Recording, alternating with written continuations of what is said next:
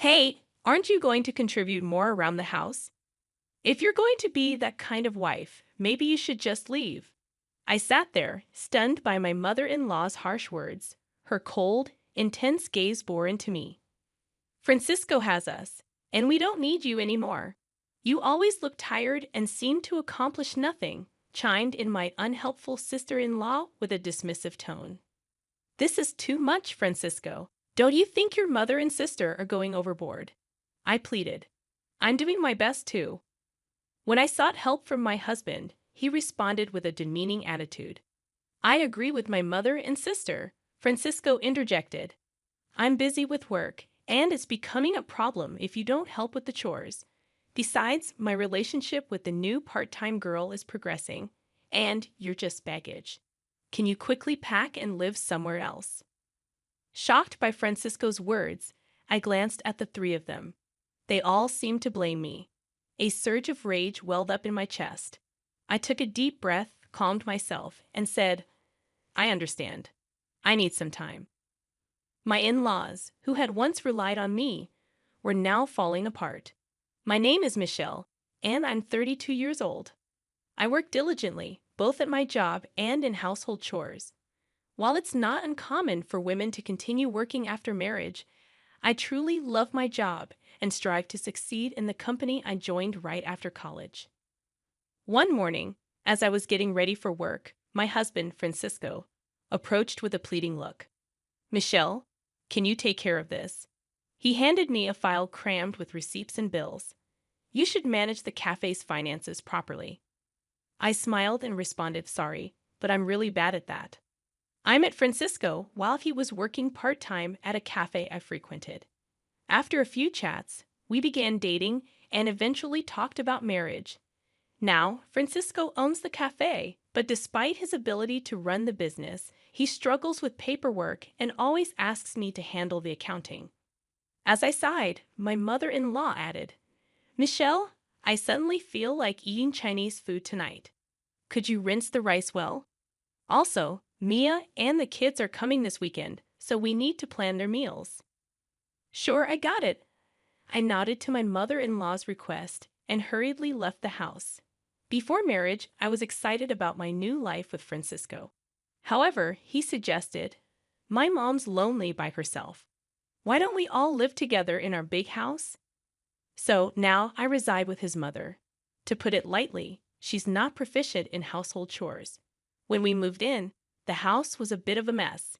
After my father-in-law passed away, she started living on a pension, which she mostly spends on dining out or ordering food. Francisco seems to believe that housework is a woman's job, making it my full responsibility. Francisco's sister, Nia, occasionally brings her kids home, and each time she does, my to-do list grows. I can't help but think that yet another chaotic weekend is approaching. Weekends, which should be precious times for recovering from the usual exhaustion, turn into moments where my sister-in-law's children ask to play or complain about being hungry. I find myself not only preparing meals in the kitchen, but also entertaining the children. Then, my sister-in-law drops a bombshell. Michelle, I'm getting divorced, and we'll be moving back here with the kids next month. I'm surprised, and for a moment, I'm lost for words. Really? Do you have something to say? She asks. No, I was just thinking. It must have been hard. When are you moving? I want to move as soon as possible. Surprised that my sister-in-law and her children will be moving in, I hope that maybe she will help, and household chores will become more manageable. While we had a normal relationship, I anticipate that this change might bring us closer and result in her contributing to the chores. Despite my positive attitude, reality has other plans. Perhaps because she grew up with my mother-in-law, my sister-in-law appears to live a life devoid of housework. She spends most of her time lounging on the sofa, watching TV, and always has some snack with her. Observing her, I realize her neglect of housework might have contributed to her divorce. Now, with the added responsibility of preparing meals for her children and making lunches for kindergarten, my workload increases, and my free time diminishes.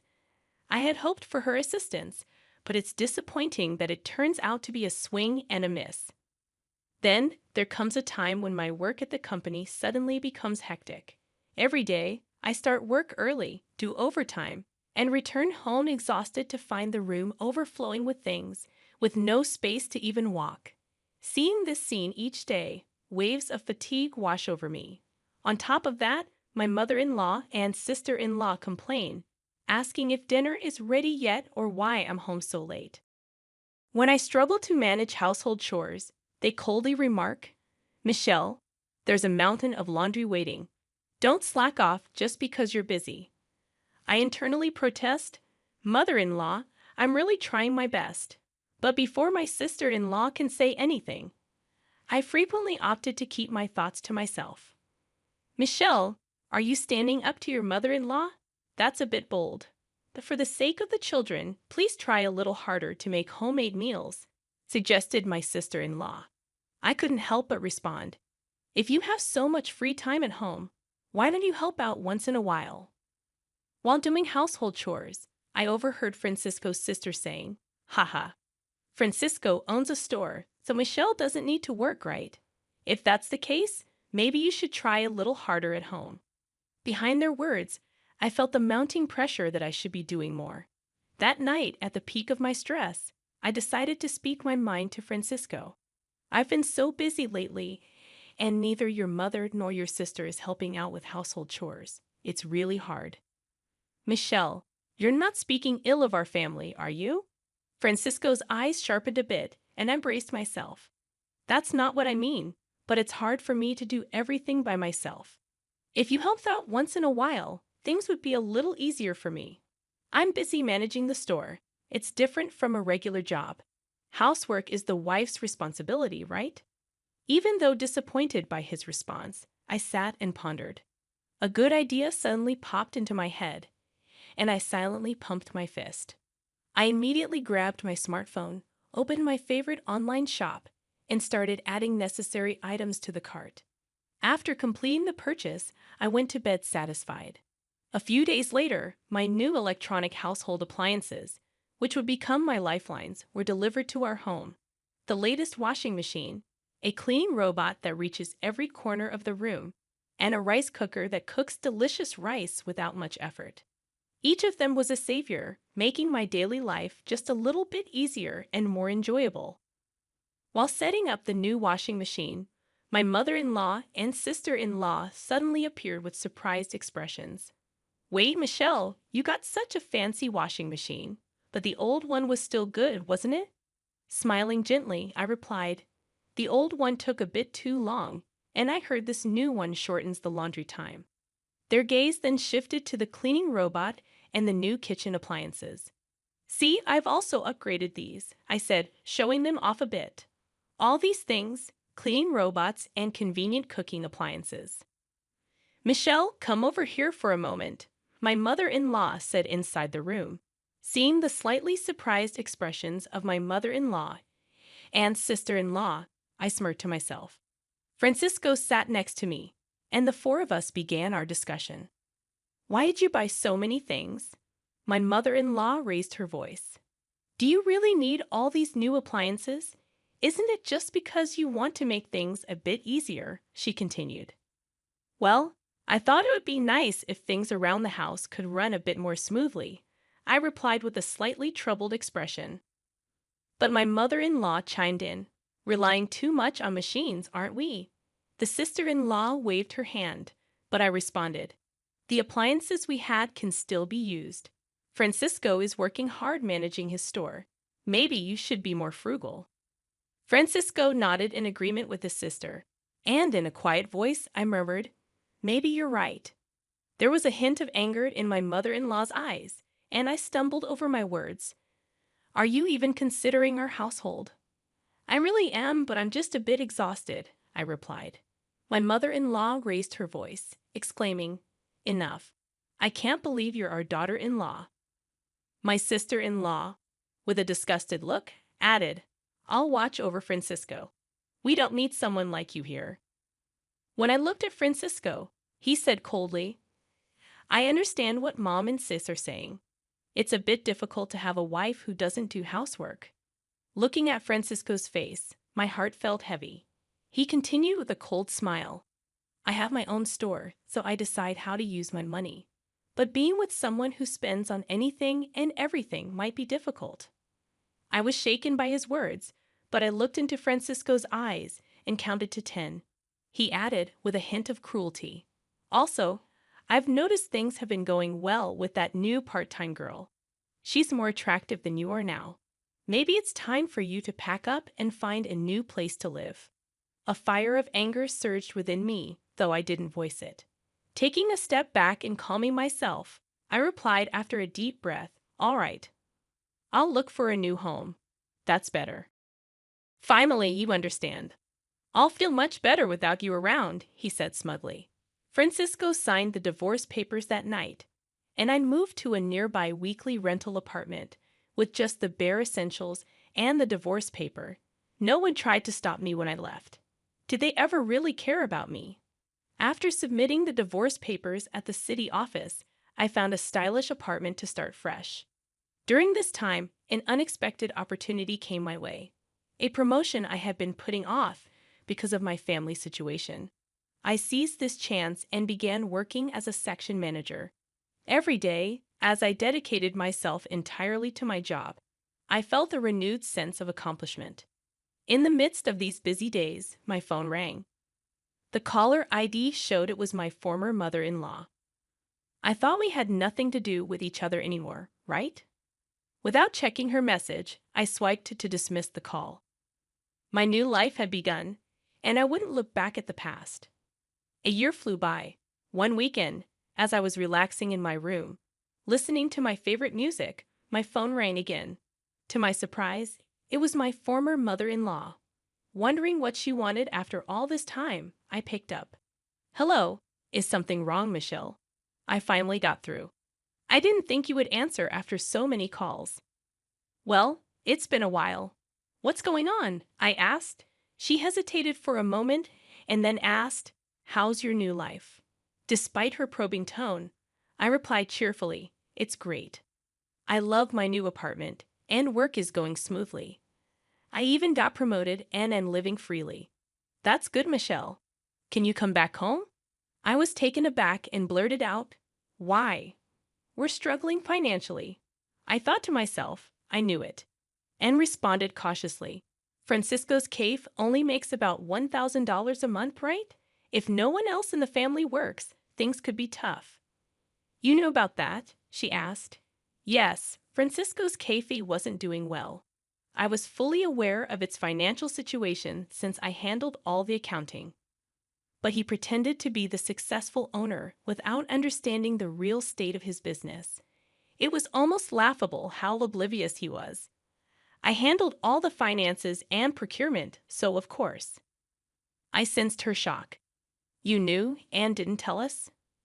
"We had no idea you were doing so well in such a big company, or that you were contributing so much to the household expenses," my former mother-in-law exclaimed. I admitted, "Yes, I contributed more than $3,000 every month. Thanks to that, you all managed." The truth was, I used my salary to bridge the gap in Francisco's business losses. He seemed completely unaware of the situation, and after I left, it seemed reality hit hard. "Michelle, can you please come back?" she asked. Curious, I inquired, "So how's Francisco's cafe doing now?" She sighed. "We might have to close soon, and the part-time workers keep quitting." With an inward smirk, I commented on his slightly sloppy management style. "It's hard to keep it going for long, isn't it? His little bit of pride doesn't help. Not doing proper work. I mean, how many women out there do you think would be willing to support a guy like that?" My former mother-in-law was momentarily at a loss for words.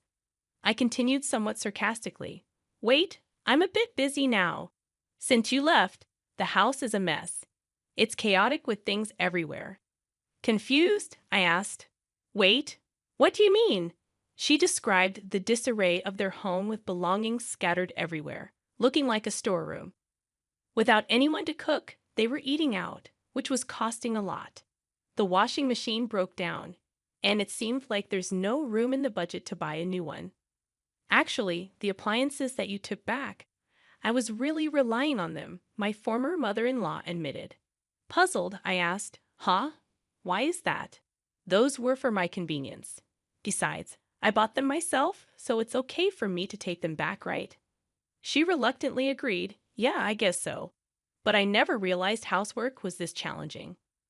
With a firm tone, my former mother-in-law added, "With 3 adults in the house, how can it be that hard? What are Francisco and your daughter doing?" A hint of fatigue could be heard in her voice. As for Francisco, his staff members have been quitting, and sales have plummeted. As soon as he found out, he became really downcast and has just been lazing around at home. But Francisco used to spend his money from the store without any restraint, right? On top of that, Mia doesn't help at all. She doesn't do anything around the house and even gets her allowance from me. To be honest, living on just my pension for the 3 of us is really hard, she continued. I responded with a hint of sarcasm. "Ah, Mia once told me that I was unnecessary because she was there." My former mother-in-law desperately said, "Michelle, we're really in trouble. Living on just my pension for the 3 of us is quite tough." I firmly stated, "I have no intention of returning to that house. It must be hard living with all that baggage." She seemed to be at a loss for words. Seeing her like this made me feel a bit sorry for her. But as I was about to hang up, my former mother-in-law seemed eager to say something. "Michelle, I'm really sorry. Can you reconsider?" Her voice sounded a bit exhausted. I replied, "I wonder if we can ever spend days together with smiles again." "Huh? Was it that hard without me?" I asked with a mix of surprise and calmness. After a short pause, my former mother-in-law took a deep breath. "Yes, there's actually an issue with the property tax. We might have to let go of the house." I said, "I see, but I really don't want to get involved anymore. Decide what you're going to do with your family." I hung up without waiting for her next words. After that, I set it up so I wouldn't receive any more calls from her. In my room, holding my favorite mug filled with aromatic coffee, I enjoyed my time alone, looking at the outside scenery. A smile spontaneously appeared on my face. A few months later, when I passed by the cafe where Francisco used to work, I noticed the place was now quiet and empty. Recalling its past liveliness, I felt a bit nostalgic. It seems they really closed the shop. While walking around the old town, I became curious about my former in-law's house and saw a sold sign. Coincidentally, I bumped into an old neighbor in town. According to her, those 3 had quickly sold their house and moved to a small apartment nearby. In their new home, there were always loud arguments and even the smell of garbage. It seems the neighbors are quite bothered, and it has become a bit of local gossip. I thought, it must be tough for them, but with a bit of effort, life can change. I wondered why they don't try. As I gazed at the old house, these thoughts wandered in my mind. A lot has happened to me since then, but I'm living each day to the fullest. In fact, a handsome guy from my workplace confessed, saying, "I really admire your hardworking nature." Now we're enjoying our dates, and I'm really looking forward to what the future holds. If I get married again, I really want to be happy. I'm feeling very excited about it now.